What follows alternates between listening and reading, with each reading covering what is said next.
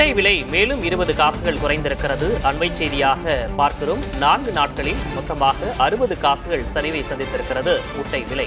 கடந்த 4 நாட்களில் மட்டும் முட்டை விலை 60 காசுகள் சரிந்திருக்கிறது.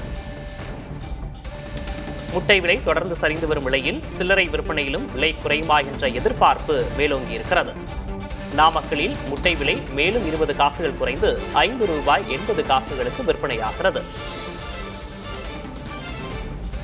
தொடர்ச்சியாக விலை உயர்வை சந்தித்து வந்த முட்டை விலை கடந்த 4 நாட்களாக சரிவை சந்தித்து வருகிறது. இன்று 20 காசுகள் குறைந்திருக்கின்றன.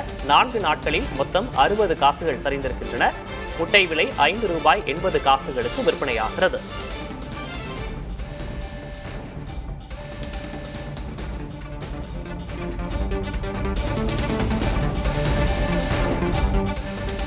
முட்டை விலை சரிவு சில்லறை வர்த்தகத்திலும் எதிரொலிக்குமா என்ற எதிர்பார்ப்பு எழுந்திருக்கிறது.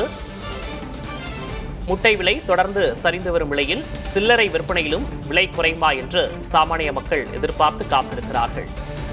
நாமக்கலில் முட்டை விலை மேலும் 20 காசுகள் குறைந்து ₹5.80 நிர்ணயம் செய்யப்பட்டிருக்கிறது.